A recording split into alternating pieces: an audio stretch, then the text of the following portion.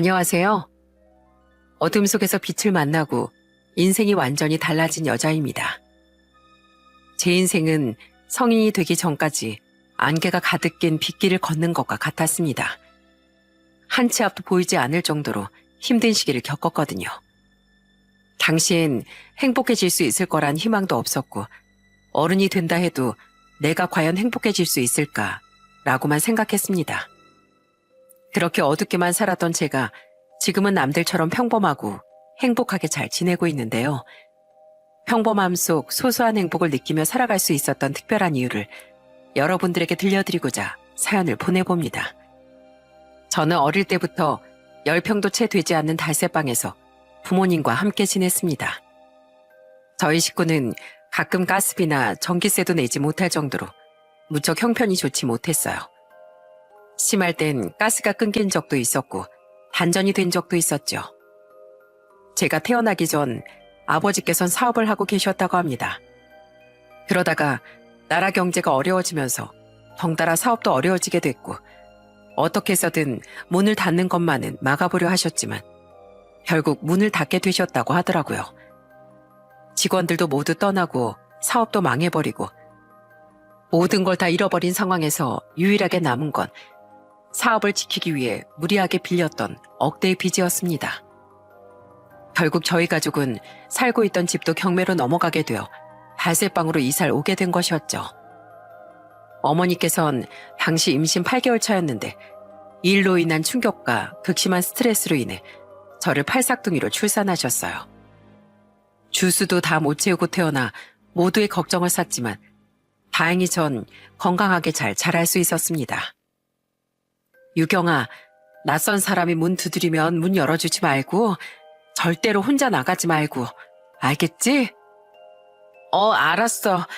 혼자 집 잘 지키고 있을게. 아버진 일주일에 5일은 건설 현장에서 일을 하셨고 어머니께선 다른 공사 현장 쪽에 있는 한밭집에서 주방 일을 하셨어요. 두 분 다 어린 저를 데리고 갈 수 없는 곳에서 일을 하고 계셨기에 6살 때부터 홀로 집을 지키는 것이 제겐 굉장히 익숙한 일이었습니다. 동이 트기 전부터 나가서 늦은 밤에 돌아오시는 부모님을 위해 미리 이부자리를 펴놓고서 먼저 잠에 들기도 했어요. 가끔은 부모님이 문을 열고 들어오시는 소리나 머리를 쓰다듬는 부모님의 손길, 그리고 대화 소리에 잠이 깨기도 했습니다. 미안해 여보. 내가 사업을 무리하게 지키려고 하지만 않았다면 우리 가족이 이런 고생을 할 일도 없었을 텐데 당신이랑 유경이만 생각하면 미안해서 내가 눈물만 나와. 다신 그렇게 이야기하지 않기로 했잖아. 어차피 일은 이미 벌어졌고 벌어진 결과에 대한 후회하지 말고 이런 상황을 벗어날 수 있게 더 노력하자고. 울지 말자 여보. 지난날에 대한 후회는 시간 낭비야. 우리 둘 다 지금처럼만 열심히 살자. 부모님의 대화 소리와 이따금씩 들려오는 훌쩍이는 소리를 들을 때면 괜히 이불을 푹 뒤집었으며 나도 빨리 어른이 되어 부모님께 도움이 되는 사람이 되고 싶다고 여러 번 생각했어요. 저희 가족은 힘든 상황 속에서도 주저앉지 않고 어떻게든 일어서 보려고 노력했습니다. 실패에 굴하지 않고 긍정적인 마음을 가지고 계셨던 아버지, 그리고 그런 아버지를 옆에서 묵묵하게 응원하면서 가장의 역할에 힘을 보태주셨던 어머니 덕에 웃으며 지낼 수 있었어요. 그렇게 시간이 흘러 저는 국민학교에 들어가게 됐습니다. 입학식 전날 아버지께선 제게 새 책가방과 새 원피스, 그리고 새 신발을 선물해 주시며 이렇게 말씀하셨어요. 우리 공주님 입학 선물로 아빠가 새 가방이랑 새 원피스, 그리고 새 신발 준비했어. 유경아, 입학 축하해. 와, 가방이랑 원피스, 신발이다. 그런데 아빠, 돈 너무 많이 쓴 거 아니야? 우리 공주님 내일 입학하는 날인데 아빠가 돼가지고 이런 거 하나 선물 못 해줄까 봐. 유경아, 학교에 가면 우리 유경이랑 나이가 같은 친구들이 정말 많이 있을 거야. 물론 유경이는 아직까지 또래 친구들을 만나본 적이 없으니까 조금 불안하기도 하고 낯설기도 할 테지만 시간이 지나면 자연스럽게 적응할 수 있을 거니까 너무 걱정하지 말어. 아빠도 어렸을 땐 국민학교 들어가는 게 정말 무서웠거든. 그런데 지나고 나니까 별거 아니더라. 우리 딸은 아빠 닮아서 잘할 수 있을 거야. 어려운 상황에서도 학교에 입학하는 절 위해 이렇게 선물을 준비해 주신 것이 그저 감사했어요. 그때는 몰랐습니다. 아버지께서 사주신 가방과 원피스, 신발이 아버지가 마지막으로 사준 선물이 되리라는 것을요. 두근거리는 마음으로 학교에 입학한 지 딱 한 달째가 되던 주말, 집으로 한 통의 전화가 걸려왔습니다. 어머니는 일을 나가 계셨기에 전화는 제가 받아야 했어요. 그런데 수화기 안에서 굉장히 낯선 목소리가 들려왔습니다. 이기호님 보호자분 되시나요? 여기 병원입니다. 이기호님께서 돌아가셔서 지금 바로 병원으로 와주셔야 할 것 같아요. 낯선 사람의 입에서 들려오는 아버지 이름과 아버지께서 돌아가셨다는 말에 순간 모든 시간이 멈춘 듯한 느낌을 받았습니다. 그날도 아버지께서는 돈을 벌러 현장에 나가 계셨고 타워 크레인 작업을 하려고 현장에서 승강기를 타고 올라가던 중 승강기의 줄이 끊어져 사고가 났다는 것이었죠. 저는 전화를 끊은 어머니께서 일하고 계시는 한밭집으로 전화를 걸었습니다. 그리고 수화기 속에서 어머니의 목소리가 들리자마자 눈물을 흘리면서 이렇게 말했어요. 엄마, 아빠가 사고로 돌아가셨대. 그게 무슨 소리야, 유경아. 아까 집으로 전화가 걸려왔는데 아빠가 현장에서 사고를 당해서 돌아가셨다고, 병원으로 와야 한다고. 어머니는 제가 대답을 하자마자 전화를 급히 끊으셨고 저는 집에서 한참 동안 울다 버스비를 챙겨 전화가 왔던 대학병원으로 향했습니다. 제발 사고가 난 것이 아니길, 병원에서 착각을 한 것이길 속으로 바라고 또 바랬지만 아버지가 세상을 떠났다는 현실은 달라지지 않았어요. 아버진 그렇게 젊은 나이에 가족들을 등진 채 하늘의 별이 되셨어요. 어머니와 전 장례를 치르는 내내 목 놓아 울기만 했습니다. 다른 친척들과도 교류를 하고 지내지 않았거니와 할머니와 할아버진 아버지가 어렸을 적 돌아가셨기 때문에 식장은 내내 조용하기만 했어요. 그렇게 저희는 3일간 조용히 장례를 치른 후 아버지를 넓디 넓은 바다에 뿌려드렸습니다. 어머니는 푸르기만 한 바다를 바라보며 이렇게 말씀하셨어요. 여보, 다음 생이라는 게 있다면 그때 꼭 다시 만나자. 그땐 이렇게 힘들게 살지도 말고 아프지도 말고 그냥 누구보다 평범하게 가정 꾸리고 행복하게 살자. 이제 걱정 없이 아프지 말고 편하게 가. 전 아버지께 말을 남기는 대신 어머니의 손을 꼭 잡아드렸습니다. 그렇게 아버지를 보내드리고 저와 어머니는 다시 일상으로 돌아왔어요. 어머니는 늘 하시던 대로 한밭집 일을 계속 나가셨고 전 일주일 만에 학교로 돌아갔습니다. 어머니는 한밭집 출근 시간을 조정하시고 새벽에 우유 배달 일을 하나 더 시작하시게 됐어요. 돈을 버는 건 좋지만 혹시라도 너무 과로해서 어머니의 몸에 혹시나 문제라도 생길까 걱정이 되더라고요. 그런 저를 보고 어머니께선 방긋 웃으시며 이렇게 말씀하셨어요. 엄만 괜찮아. 엄마라는 존재가 원래 그런 거야. 자기 자식을 먹여 살리기 위해서라면 내 몸이 힘들어도 뭐든 하는 그런 강한 사람이란다. 너도 나중에 엄마가 되어보면 엄마 말이 무슨 말인지 이해할 수 있을 거야. 엄만 최선을 다해 너한테 행복만 주려고 노력할게. 세상에서 제일 사랑해, 소중한 우리 딸. 그렇게 어머니께선 허드렛 일과 한밭집 일을 병행하셨어요. 아무래도 두 가지 일을 같이 하다 보니 가끔은 아이고 어깨야, 아이고 허리야 하며 몸 곳곳의 통증을 호소하시기도 했죠. 어머니가 어깨나 허리를 두드리시며 아파하실 때마다 저는 조그마한 손으로 어머니 어깨를 두드려 드리기도 하고 어머니의 허리를 꽂고 주물러 드리기도 했습니다. 아이고 시원하다. 묵은 피로가 싹 씻기는 것 같네. 나도 돈을 벌 수 있었으면 좋겠다. 그럼 엄마가 이렇게 힘들지 않아도 될 텐데.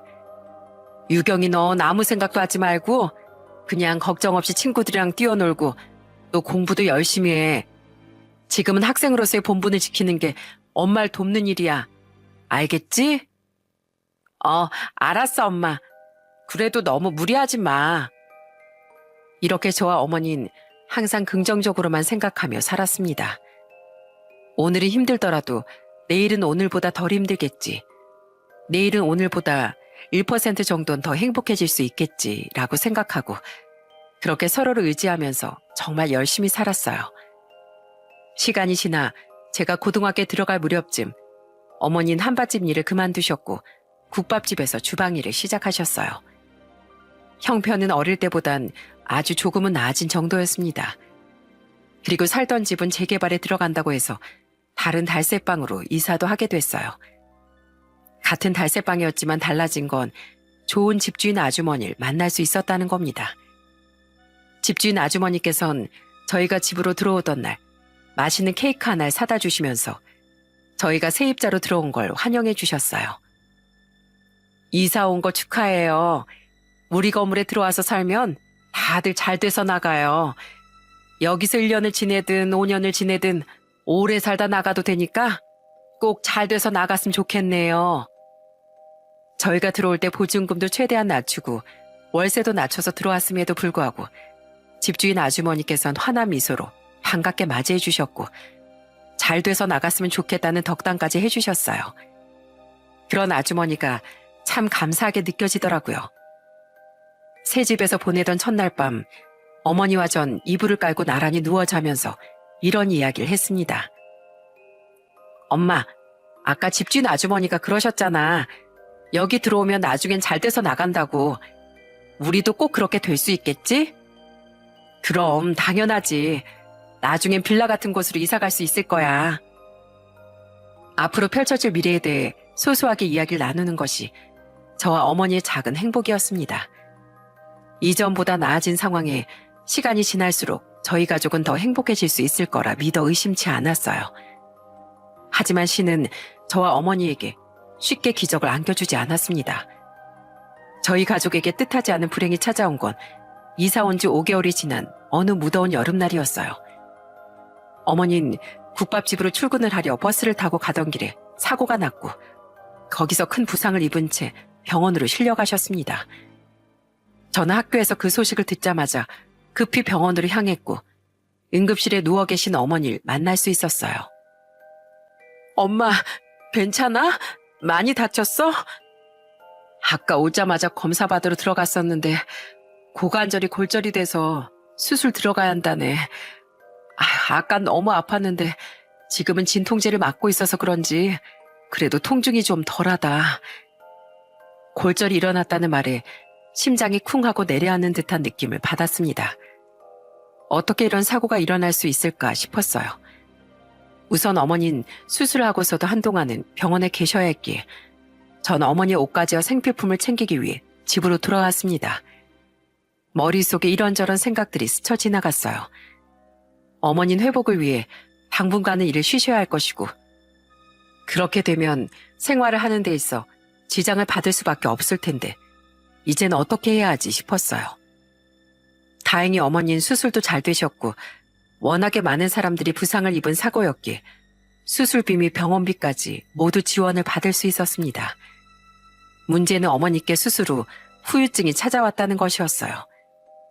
어머니는 더 이상 경제활동을 하시는 것이 어려웠기에 고민 끝에 저는 생계를 위해 자퇴를 결정하게 됐어요. 어머니는 제 이야기를 듣고서 다시 한번 생각해보라며 저를 설득하셨습니다. 유경아, 엄마가 어떻게 해서든 돈을 벌 수 있는 방법을 찾아볼게. 그러니까 네가 굳이 학교를 관두면서까지 그러진 않아도 돼. 엄마, 우리 반에도 지금 아르바이트하는 친구들 꽤 있어. 그리고 학교 그만둬도 나중에 검정고시 치면 되는 거잖아. 괜찮아, 엄마. 내가 알아서 잘할게. 그리고 얼마 후 저는 고등학교 2학년 때 자퇴서를 제출했고 곧바로 돈을 벌 수 있는 아르바이트 자리를 찾아 나서기 시작했습니다. 그런데 아무래도 경력도 없거니와 나이도 어린절 받아주는 곳은 많지 않았어요. 가게 앞에 붙어있는 직원 구함이란 종이를 보고 들어가도 다들 고개만 내저을 뿐이었죠.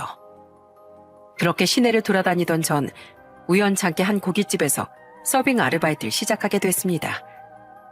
손님이 제일 많이 오는 가게에서 일을 했기에 저녁엔 정말 숨 돌릴 틈도 없이 바빴고 정신도 없어 주문 실수도 잦았던 데다 된장찌개를 나르다 미끄러져 손님에게 찌개를 엎지르는 바람에 치료비를 물어내기도 했습니다. 이런 실수가 앞으로도 이어지게 된다면 그땐 손님 병원비를 네 시급에서 까는 걸로 안 끝날 거다. 아휴, 앞으로 이런 일 다시는 없도록 해라. 네, 사장님, 죄송합니다. 울기도 참 많이 울었고 혼나기도 많이 혼났던 고깃집에서의 아르바이트는 2달 후 막을 내리게 됐어요. 짧았던 사회 경험이었지만 그래도 나름 값지고 좋은 기억들만 안고서 깔끔하게 그만둘 수 있었어요. 이후 고깃집 말고도 패스트푸드점에서도 일을 해보고 편의점에서도 일을 해보면서 여러 가지 경험을 쌓아왔습니다. 얼마 되지 않는 월급은 월세와 공과금 그리고 생활비로 써야 했기에 돈을 모을 틈 같은 건 없었어요. 그렇게 여러 가지 아르바이트를 하며 1년을 보낸 전 19 되던 해 대학가 원룸촌에 새로 생긴 편의점에서 근무를 하게 됐습니다. 사실 뽑히지 않을 거라 생각했어요. 그곳의 점주가 제 이력서를 보고서 저를 탐탁치 않은 눈빛으로 바라봤었거든요. 고등학교는 그만뒀나? 왜 그만뒀어? 뭐 학교에서 사골치기라도 한 거야? 생길 책임져야 해서 관두게 됐어요. 자격이 안 되는 걸까요? 나이 어린 거 치고는 아르바이트 한 경험도 많고. 그래, 좋아요. 내일부터 나와서 일 한번 해봐요. 정말요? 감사합니다. 저 뽑으신 거 후회하지 않으실 수 있게 최선을 다해 열심히 할게요. 그렇게 전 처음으로 편의점 아르바이트도 하게 됐습니다. 아무래도 편의점 아르바이트는 처음 하는 것이다 보니 일을 제대로 배워야 했는데 점주의 행동이 묘하게 불쾌했어요. 일을 가르쳐주면서 은근슬쩍 접촉을 하기도 하고 이상한 눈빛으로 절 바라보기도 하고 무엇보다 말을 정말 불쾌하게 하는 재주가 있는 분이셨습니다. 너희 부모님은 뭘 하시길래 이렇게 예쁜 딸내미를 갖다가 어린 나이부터 힘들게 아르바이트를 하게 만드시는 거야? 생계는 원래 부모님이 책임지는 건데 말이야. 저희 아버진 제가 8살 때 건설 현장에서 일하시다가 사고로 돌아가셨고요.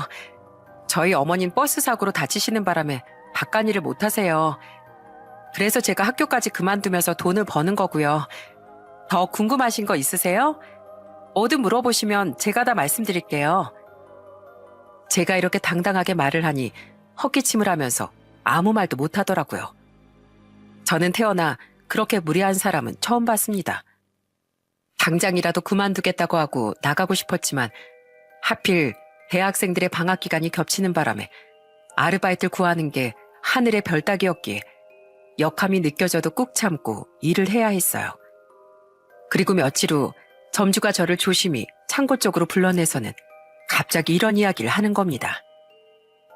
내가 곰곰이 생각을 해보니 너 혼자 생계를 책임져야 하는 어려운 상황이면 내가 너희 집 잘 살 수 있게끔 좀 도와줄까?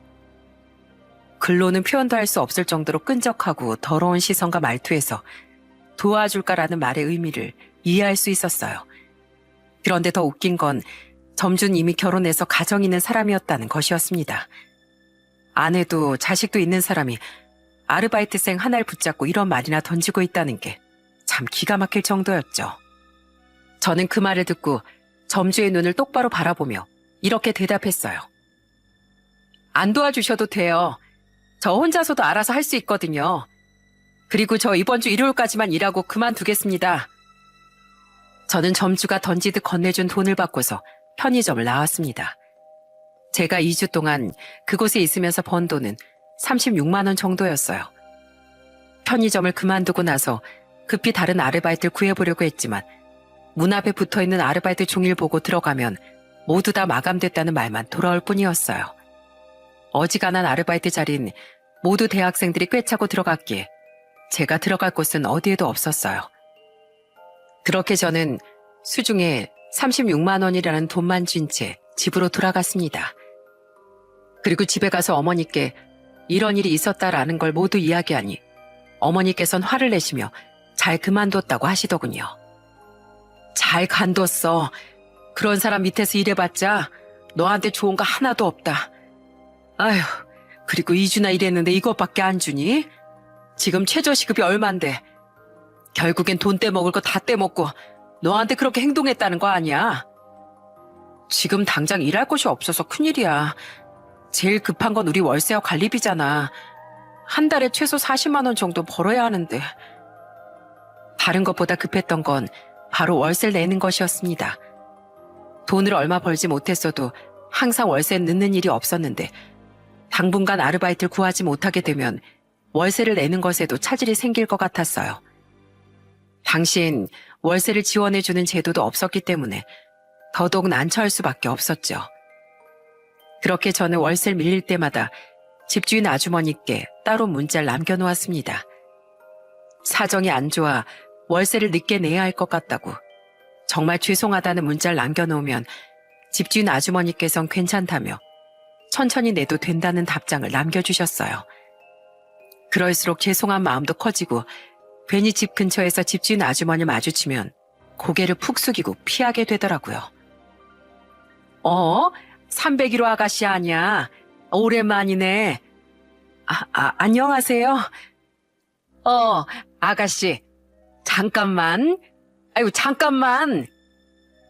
이러면 안 된다는 걸 알았지만 그래도 양심이 찔리기도 하고 죄송하기도 하고 만나게 되면 어떤 말을 해야 할지도 몰라 저도 모르게 아주머니를 피해 다녔어요. 돈이 부족해서 1,000원 내지 2,000원짜리 반찬들을 시장에서 사고 작은 쌀포대 하나를 사서 냄비밥을 지어 조촐하게 끼니를 때우는 게 일상이 됐습니다. 어머니도 저도 이런 상황에 너무 지쳐 어느 날은 서로 끌어안고 눈물을 쏟아내기도 했어요. 이제는 긍정적인 마음보다 부정적인 마음이 점점 더 커져서 저 스스로를 잡아먹으며 월세도 제대로 내지 못하고 살던 어느 날 누군가 저희 집 문을 세게 두드렸습니다. 301호 안에 있죠? 문 좀 열어봐요, 빨리!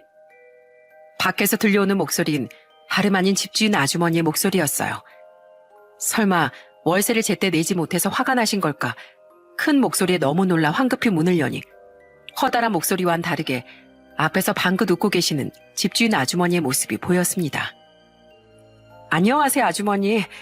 안 그래도 연락드리려고 했는데 월세 때문에 오신 거 맞죠? 너무 죄송합니다. 무슨 소리야? 월세 때문에 온 거 아니고 그냥 이거 좀 주러 왔어. 집주인 아주머니는 제게 뭐가 잔뜩 담겨있는 검정색 비닐봉투 하나와 종이 가방 하나를 건네주셨어요. 이거 전해주려고? 문다고 꼭 확인해봐. 집주인 아주머니는 제게 건네준 물건에 대해 설명도 해주지 않으신 채로 유유히 사라지셨습니다. 검은 비닐봉투는 꽤 묵직했고 종이 가방 안에 든 물건도 제법 무게가 나가는 편이었어요. 저는 궁금함에 검은 비닐봉투부터 먼저 조심스럽게 열었습니다. 봉투 안에는 반찬이 담겨있는 작은 용기들이 있었고 맨 아래쪽엔 하얀 봉투 하나가 있었어요. 그 하얀 봉투를 슬쩍 열어본 전 정말 깜짝 놀라 아무런 말도 할 수가 없었습니다. 그 안에는 무려 100만 원이라는 큰 돈이 들어있었거든요. 그리고 그 옆에 들어있던 종이 가방 안엔 검정고시 책 세트가 함께 들어있었어요. 저는 한참 동안 돈이 담겨있는 봉투를 바라보다 집주인 아주머니께 할 말이 있으니 혹시 잠깐 뵐 수 있겠냐는 연락을 남겼고 아주머니께선 지금 바로 집 앞에 있는 커피숍으로 나오라는 답장을 주셨어요. 그래서 바로 커피숍으로 향해 아주머니를 만나 뵐 수 있었습니다. 내가 준 거 다 열어봤어? 반찬은 내가 직접 만든 거라 시장에서 싸게 주고 사 먹는 것보단 훨씬 더 맛있을 거야. 그런데 나한테 할 이야기가 있다고?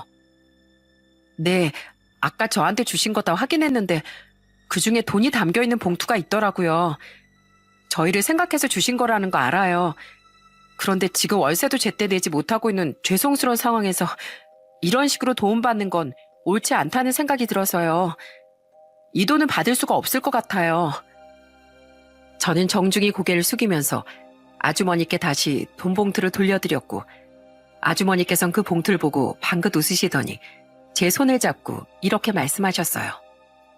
괜찮으면 내가 이름을 부르면서 이야기해도 될까? 301호 아가씨는 그래 이름이 뭐야? 이유경이에요. 편하게 이름 불러주셔도 돼요. 유경아, 사실 나한테도 너처럼 어려웠던 시기가 있었어. 나도 어릴 적엔 우리 집이 무척이나 가난했었거든. 그래서 중학교까지만 졸업하고 17살 때부터 할 수 있는 일을 찾아 나서야 했어. 날 쫓아다니던 지독한 가난은 30대 중후반쯤이 되어서야 내 발목을 놓아줬어. 마음에 조금씩 여유가 생기면서 결혼도 하고 예쁜 아들과 딸을 낳고 했었지. 우리 아들은 지금은 해외로 발령나서 결혼해서 미국에서 살고 있고, 그리고 딸은... 따님도 외국에 계시나요? 아주머니께 따님의 소식을 물었더니 아주머니는 이상하리만큼 피하셨습니다. 뭔가 사정이 있는 걸로 보였어요. 딸 얘기가 나오니 눈물을 훔치시더라고요. 아이고, 주책이다. 딸 얘기는 안 했으면 좋겠구나. 됐고, 그래서 유경이 너 학교도 그만뒀지? 처음 이사 온 이후부터 네가 교복을 입고 다니는 모습을 본 적이 없는 것 같아서 작년인가 몇 개월 전인가 평일 낮에 아르바이트 하고 있는 모습도 봤고, 너 볼 때마다 학교는 잘 다니고 있는지 물어보고 싶었는데 네가 자꾸 내 얼굴만 보면 도망을 가니 물어볼 수가 있어야지. 그렇다고 문자나 전화로 물어보는 것도 이상할 것 같고, 그래서 계속 고민을 하다가 혹시라도 학교를 그만둔 거라면 검정고시를 준비하는 게 좋을 것 같아서 검정고시 책 세트 준비해봤어. 아줌마 아들도 아파서 학교를 제대로 못 다니는 바람에 고졸 검정고시 시험 쳐서 합격했거든. 학교는 그만둔 게 맞는지 물어봐도 될까? 학교는 18살 때 그만뒀어요. 고등학교 2학년쯤에 엄마가 버스를 타고 일터로 나가시다가 사고가 나셨거든요. 그때 고관절이 골절되시는 바람에 일을 제대로 할 수가 없으셔서 그때부터 제가 학교를 그만두고 일을 하기 시작했어요. 아버진 제가 어릴 적에 돌아가셔서 집에 돈을 벌 만한 사람이 저밖에 없었거든요. 그랬구나. 아유, 벌써 이사 온 지 1년이나 지났는데 그 사실을 지금에서야 알게 됐네. 미안해. 아줌마가 좀 더 신경 써서 들여다봤어야 하는데. 아니에요. 이렇게 저랑 저희 엄마 신경 써 주시는 것만 해도 정말 감사한 마음뿐인걸요. 아주머니, 그래도 돈만큼은 받을 수가 없을 것 같아요. 아니야, 받어. 단돈 100만 원이라도 어려울 땐 도움이 되는 법이야. 그리고 오늘 네가 돈을 받았을 때 들었던 고마운 감정을 잊지 말고 평생 기억하고 간직하면서 언젠가 네가 가난에서 벗어나 여유가 생겼을 때 어려운 사람을 외면하지 않고 손을 내밀어 줄 수 있는 마음이 넉넉한 어른으로 자라길 바래. 고생한다, 어린 나이에. 아주머니는 제 손을 잡아주시며 고생한다며 다독여 주셨습니다. 잡아주신 따뜻한 손의 온기에 따뜻한 말투에 괜시리 눈물이 흐르더라고요. 결국 그 돈은 끝내 돌려드리지 못하고 고스란히 제게 돌아왔습니다. 그리고 그날 오후 병원에 다녀오신 어머니께 그 돈을 건네드리면서 이렇게 말씀드렸어요. 엄마, 아까 집주인 아주머니께서 왔다 가셨어. 반찬 몇 가지랑 검정고시 책이랑 여기 100만 원까지. 100만 원은 돌려드리려고 아주머니를 따로 만났었는데 아주머니께서 우리한테 이 돈 꼭 쓰라고 하셨어. 당신도 힘든 일을 겪은 적이 있고 그래서 어려운 사람들을 이해할 수 있다고. 아휴, 감사해서 어떡하니. 우린 되려 해드린 것도 없고 월세도 맨날 늦게 내고 그러는데 이렇게 큰 돈을. 엄마, 우리 좌절하지 말자. 주변에 우리를 이렇게까지 생각해주는 사람이 있으니까 다시 일어서 보자. 그날 저는 어머니를 끌어안고서 또 한 번 펑펑 울었습니다. 그리고 다짐했어요. 절대로 절망하거나 무너지지 말자고. 누군가가 우리의 삶을 지켜보고 진심 어린 응원을 해준다는 것, 일어설 수 있는 동력이 된다는 걸 아주머니를 통해 다시 한번 깨달을 수 있었습니다. 이후 저희는 아주머니께서 주신 100만 원을 아끼고 아끼면서 사용했습니다. 그 100만 원은 정말 엄마와 제게 담비와도 같았어요. 주인집 아주머니는 월세는 조금 여유가 되면 그때 주라면서 일제 받질 않으셨어요. 그리고 수시로 반찬이며 용돈이며 생활비며 도와주셨고요. 전 이해가 가질 않았어요. 우리에게 왜 그렇게 잘해주시는지. 그래서 저도 꼭 성공해서 나보다 꼭 어려운 사람을 돕고 싶다는 생각이 들었죠. 전 그 후 얼마 지나지 않아 인터넷 쇼핑몰의 포장 업무를 담당하는 아르바이트에 합격해 다시 일을 시작하게 됐어요. 일을 하고 돈을 벌면서 틈틈이 아주머니께서 선물해 주신 검정고시 교재와 월급을 받은 돈으로 강의까지 결제해 열심히 공부를 했습니다. 그리고 얼마 지나지 않아 저는 드디어 검정고시에 당당하게 합격했어요. 합격 소식을 듣자마자 저는 옆에 있던 어머니를 얼싸안고 기뻐했고 곧바로 집주인 아주머니께도 전화를 걸어 이 소식을 알렸어요. 아주머니, 저 검정고시 합격했어요. 어머머, 정말이니? 봐라, 열심히 하니까 되잖아. 정말 잘 됐다. 축하한다, 유경아.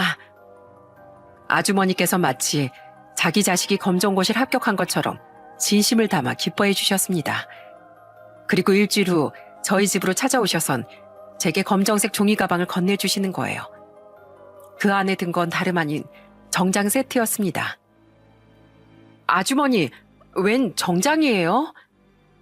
이제 너 성인도 됐고 언제까지 아르바이트만 하고 살지는 않을 거 아니야.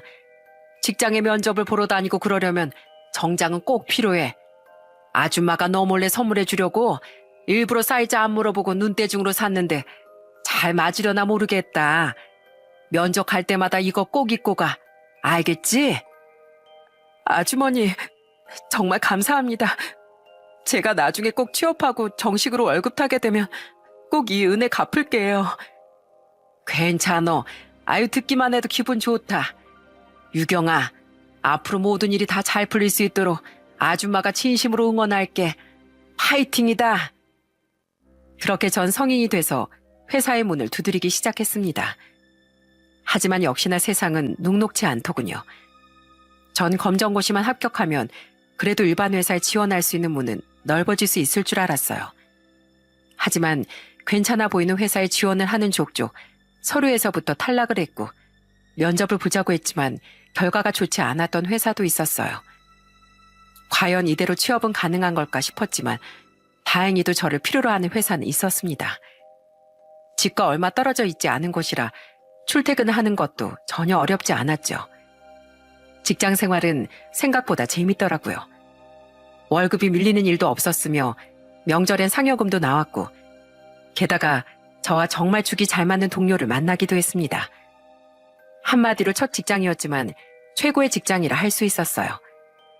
저는 여기서 받은 첫 월급으로 어머니께는 겨울을 따뜻하게 날 수 있는 내복과 걸음을 걸으실 때 불편하지 않도록 새 운동화 하나를 사드렸고 집주인 아주머니께도 어머니와 같은 내복 한 벌을 선물해드렸습니다. 그리고 밀린 월세도 갚아나가기 시작했어요.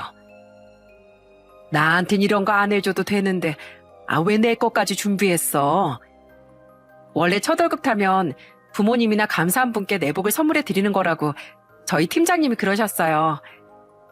아주머니는 제게 감사한 분이시니까 첫 월급 타서 꼭 선물 하나는 해드리고 싶었어요. 겨울 오면 꼭 옷 안에 입고 다닐게. 참 따뜻하겠다. 고마워, 유경아. 그리고 정확히 직장에서 제가 근무를 한 지 3년이 지난 후 저와 어머니는 원룸 생활을 청산하고 적금을 들어놓은 것과 전세 대출 조금을 더해 빌라로 이사를 결정하게 됐습니다. 비록 전세였지만 어릴 때부터 시작된 단칸방 생활을 마무리 짓게 된 것이었죠. 이사갈 집도 아주머니와 같은 동네였기에 언젠가는 마주칠 수 있다고도 생각했고요. 그런데 이상하다고 생각이 들었던 건 집주인 아주머니와의 연락이 전혀 되지 않았다는 겁니다. 얼마 전 월세를 입금해 드릴 때만 해도 연락이 잘 됐었는데 갑자기 연락이 뚝 하고 끊겨버린 겁니다. 그래서 처음 이 집에 들어올 때 계약을 했었던 부동산에 연락을 드렸는데 거기서 충격적인 이야기를 듣게 됐어요. 집주인 사장님, 며칠 전에 급하게 출국하셨어요. 네? 갑자기요? 이유는 말씀 안 해주셨고 언제 돌아오실지도 말씀 안 해주셔서 일단 급한 대로 저희가 그 건물 위탁 관리해 드린다고 했었거든요. 이사 준비되시는 대로 연락 주세요. 부동산과 대화를 나누는 와중에도 정신이 하나도 없었습니다. 가기 전에 감사했다고, 아주머니 덕분에 이사까지 갈 수 있었다고 진심을 담아 감사 인사를 드리고 싶었는데, 드리고 싶은 것도 있었는데 연락 한 통 없이 떠나버린 아주머니께 조금은 서운한 감정도 들었고 또 무슨 안 좋은 일이 있는 건 아닐까 걱정도 됐습니다. 어머니께서도 많이 아쉬워하셨어요. 가기 전에 마지막으로 뵙고 인사드리고 싶었는데 조금 아쉽다 얘. 그러게. 별일 아니었으면 좋겠다. 그래도 건물을 아예 팔고 가신 건 아니니까 언젠가 돌아오시겠지. 그렇게 저희는 큰 아쉬움을 뒤로한 채 계약한 빌라로 이사를 오게 됐습니다. 그리고 아주머니께는 장문의 문자를 드려서 한국에 오시면 꼭 뵙고 싶다고, 연락을 주시면 감사하겠다고 연락을 해놓았죠. 무슨 사정인지 모르지만 아주머니는 우리 가족에겐 따뜻한 손길을 내어준 유일한 분이셔서 계속 신경이 쓰이더군요. 하지만 아주머니는 깜깜무소식이었습니다. 그래도 전 꾸준히 아주머니께 연락을 드렸어요. 아주머니, 무슨 일 있는 거 아니시죠? 너무 걱정돼서 연락드렸어요. 연락 좀 부탁드립니다. 아주머니, 식사는 하셨어요? 저 아주머니와 같은 동네로 이사 갔으니까 언제든지 연락 주세요. 아주머니, 오늘 일을 하다가 문득 생각나서 연락드렸어요. 정말 별일 없으신 거 맞죠? 항상 건강 챙기시고 식사 거르지 마세요. 저 벌써 30대가 됐어요. 아주머니가 많이 보고 싶습니다. 이렇게 틈틈이 연락을 드렸습니다. 하지만 답장은 한 번도 오지 않았죠. 이후 저는 회사에서 계속 근무를 하다 30대 초반으로 접어들 무렵 카페 하나를 운영하게 됐습니다. 카페 위치도 되도록은 엄마가 계시는 집과 가까운 곳으로 구하려고 노력했어요. 그렇게 발품을 팔다가 마음에 든 곳이 나와 그곳을 계약하기로 했습니다. 마침 그곳은 우리가 월세 살았던 주인집 아주머니 건물과 가까워서 더 좋았어요. 아주머니는 제가 장문의 문자를 보낸 이후에도 연락이 닿지 않았습니다. 너무 걱정이 되더라고요. 그래서 한 번쯤은 이 카페에서 꼭 만나길 바랬습니다. 처음 카페를 오픈했을 땐 그냥 젊은 사람들이 몇 명 들르는 정도였는데 시간이 지나면 지날수록 입소문을 탄 덕에 손님이 조금씩 늘어났습니다. 여기에서 장사를 하고 있으면 언젠간 집주인 아주머니 만날 수 있지 않을까 하고 말이죠. 그렇게 2년이라는 시간이 흐른 어느 날 오고 가는 사람들이 적은 한적한 평일 오후 시간, 어떤 중년의 아주머니 한 분께서 가게 안으로 들어오셨어요. 전 그 아주머니를 보고 눈물을 펑펑 쏟고 말았습니다. 어서 오세요. 어떤 거 드릴까요? 여긴 뭐가 제일 맛있나요? 처음 와봐서. 아주머니가 메뉴를 여쭤보시기에 설명을 해드리려고 얼굴을 딱 마주하는 순간 저는 숨이 턱 막히는 듯한 기분을 느꼈습니다. 제가 아주머니의 얼굴만 빤히 쳐다보고 있으니 아주머니께서도 굉장히 멋쩍어하며 제게 이렇게 물어보시는 거예요. 아가씨, 내 얼굴에 뭐가 묻었어요? 왜 그렇게 쳐다보세요? 그렇게 말씀하시던 아주머니도 제 얼굴을 제대로 보시고선 두 눈이 동그래진 채 저를 빤히 쳐다보셨어요. 저는 떨리는 목소리로 아주머니께 여쭤봤어요. 아주머니, 저 누군지 모르시겠어요? 아주머니는 제가 모자와 마스크를 쓰고 있어서 한 번에 못 알아보신 듯 했습니다. 그래서 저 유경이에요 하고 말씀을 드렸어요. 너 정말 유경이니? 유경이 맞아? 네, 저 유경이에요. 아주머니께서 많이 도와주셨던 아주머니 건물에 살았던 유경이 맞아요. 저희 가게를 들어온 분은 가장 힘들었던 10대 후반부터 20대 초반까지 제게 많은 도움을 주셨던 집주인 아주머니셨어요. 그분을 완연한 어른이 된 지금에서야 다시 만나게 된 것이었죠. 저는 카운터 밖으로 나가 아주머니 끌어안고 눈물을 펑펑 흘렸고 아주머니께서도 저를 꼭 끌어안은 채 한참 동안 눈물을 흘리셨습니다. 저는 음료 한 잔을 내어드린 후 테이블에 앉아 아주머니와 그동안의 이야기들을 하기 시작했습니다. 내가 그때 너무 정신없이 출국을 하는 바람에 너한테 간다고 인사도 못하고 미안해. 많이 서운했지? 근데 어떻게 우리 동네에다가 이렇게 예쁜 카페를 차릴 생각을 했어? 하도 카페가 예뻐서 지나가다 와봤더니 네, 차린 지 얼마 안 됐어요. 아주머니 건물에서 나온 뒤로 근처에다가 전셋집을 얻었거든요. 엄마도 보살펴 드려야 해서 최대한 집에서 가까운 곳으로 구했어요. 그건 그렇고 아주머니, 그때 무슨 일이 있었는지 여쭤봐도 될까요? 왜 그렇게 갑자기 떠나셨어요? 그때 우리 아들이 미국으로 발령을 받았었다고 했지? 자주는 아니었지만 그래도 시간 날 때마다 연락을 하는 편이었는데 어느 날 갑자기 며느리가 울면서 전화를 하는 거야. 아들이 많이 아프다고. 너무 놀라서 어디가 아픈 건가 물어보니까 대장암이라고 하더라고. 그래서 어떻게 해야 하나 싶었는데 며느리가 하는 말이 내 아들이 어머님 아버님을 너무 뵙고 싶어 한다고 하더라고. 그 말을 듣고서 곧바로 남편과 이야기를 하고 부동산에다가 건물을 좀 맡아서 관리를 해달라고 하고 그렇게 급하게 한국을 떠난 거야. 이제 자식이라고는 아들밖에 없는데 한국에 있을 수가 없겠더라고. 아, 그런 일이 있으셨구나. 그랬었지. 직접 미국에 가서 내 아들이 그렇게 고통스러워하는 모습을 보니 가슴이 찢어지더라고. 며느린 옆에서 고통스러워하지. 아무것도 모르는 소녀는 그저 할머니 할아버지 왔다고 좋아하고 있지. 억장이 얼마나 무너지던지. 그래서 남편과 나도 미국에서 정착하기로 한 거였어. 그럼 아드님은 지금 어떻게 지내고 계세요? 치료는 다 끝나셨어요? 그래, 아유 다행히도 치료가 성공적으로 끝나서 10년이란 시간 동안 우리 아들 내외와 같이 지냈었어. 근데 우리 아들이 또 암에 걸려서 투병하다가 결국엔 2달 전에 세상을 떠났어. 아들을 그렇게 보내고 다시 한국으로 돌아왔지. 하나뿐인 아들을 보내고 나니까 가슴이 허하더라고. 남편이 내 옆에 있는데도 모든 걸 다 잃어버린 기분이었지. 아주머니께선 덤덤한 듯 슬픈 말투로 이야기를 이어나가셨습니다.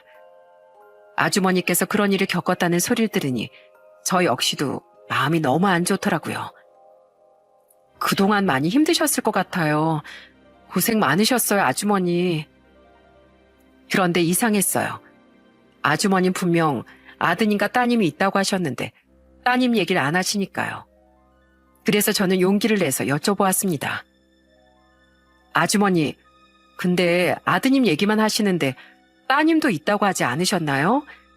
근데 왜 자식이 하나밖에 남지 않았는데 이런 말씀을 하시는 거예요?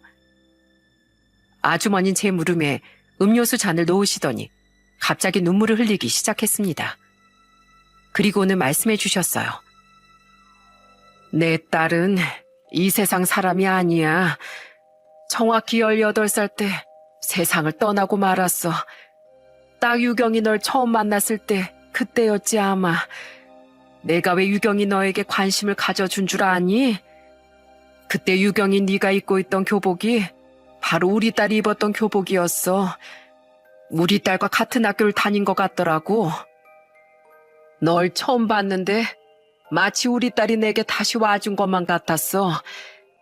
키도 비슷하고 얼굴 생김새도 비슷하고 그날 혼자 집에서 얼마나 울었는지 몰라. 우리 딸이 너무 보고 싶어서. 아, 그런 일이 있으셨는 줄 몰랐어요. 죄송해요. 제가 괜히 물어봤네요. 백혈병이었어. 그 어린 나이에 아주 끔찍한 병을 얻고 만 거지. 내 딸은 남편과 내게 보물 같은 존재였어. 똑똑하고 착하고 예의 바르고 뭐 하나 부족함이 없었는데 그렇게 하늘은 우리 딸을 데려가더라고. 아주머니는 그렇게 한참을 우셨습니다. 그리고 아주머니가 왜 그토록 우리에게 잘해줬는지 이해가 가더라고요. 아주머니는 저를 보면 따님이 생각난다고 했습니다. 그래서 마치 엄마처럼 책이며 반찬이며 학비며 저를 챙겨주셨던 거였어요. 그 얘기를 들으니 너무 눈물이 나더군요. 자식을 먼저 보내야 하는 심정이 얼마나 괴로웠을지 상상을 하니 너무 가슴이 아팠습니다. 딸을 떠나보내고 이제 남은 아들마저 세상을 떠나보낸 아주머니 보니 이 세상은 돈이 전부가 아니라는 걸 깨닫기도 했고요. 역시 가족이 최고라는 생각이 들더군요. 저는 그때 생각했어요. 어차피 같은 동네에 살고 아주머니께서 절 딸처럼 대해주셨으니 이제는 제가 딸 노릇을 해드리고 싶었습니다. 아주머니는 저와 엄마에게 빛과 소금 같은 존재였으니까요. 그건 그렇고 어머니는 건강하시지? 이 가겐 네가 일하는 가게니? 네, 어머닌 잘 지내고 계세요. 이 가게는 제가 운영하는 가게고요. 아주머니, 정말 많이 뵙고 싶었어요. 제가 이렇게까지 잘 지낼 수 있었던 건 그때 따뜻한 마음을 내어주신 아주머니 덕분이에요. 아주머니는 제 인생을 바꿔주신 분이라고요. 아니야, 내가 뭘 네 인생을 바꿔. 네가 바뀌려고 노력을 한 거야. 내 덕분이 아니라 너 스스로 바꾸려고 노력을 한 거라고. 그러니까 너 스스로한테 고마워해야 하는 거야. 그때 포기하지 않고 스스로 노력해서 여기까지 온 네가 이 아주만 정말 기특하다. 아참, 아주머니, 제가 아주머니를 다시 만나게 되면 꼭 드리려고 보관해뒀던 게 하나 있어요. 잠시만요. 저는 바로 은행으로 달려가 돈을 인출하고 꼭 전해드리고 싶었던 돈 500만 원을 드렸습니다. 아주머니는 그 돈을 보자마자 깜짝 놀라며 제게 이렇게 말씀하셨어요. 이게 웬 돈이야, 유경아? 그날 아주머니께서 저랑 어머니에게 전해주셨던 마음과 저와 어머니의 마음을 같이 담아서 넣은 거예요. 언젠가 아주머니 다시 만나게 된다면 꼭 전해드리고 싶어서 쭉 보관했던 건데 이 돈을 드리는 날이 오네요. 아유, 아니야. 너도. 난 돈을 돌려받기 위해 준 게 아니야. 아니요, 꼭 받아주셨으면 좋겠어요. 아주머니는 제가 전하는 마음을 받으시기에 충분한 분이세요. 감사해요. 그리고 지금은 500만 원밖에 못 드리지만 제가 아주머니 옆에서 말동무도 해드리고 지켜드릴게요. 말 그대로 아주머니 따님 대역이라고 생각해 주세요. 아주머니도 절 지켜주셨잖아요. 아셨죠? 아이고, 고맙다, 고마워. 근데 네가 뭔 돈이 있다고. 아주 많은 돈 필요 없으니까 이거 넣어둬. 아주머니는 돈을 받지 않겠다고 계속 거절하셨지만 저는 끝까지 아주머니께 돈을 쥐어드렸습니다. 그토록 마음속으로 그리워했던 사람을 만난다는 거 참 꿈 같은 일이더군요.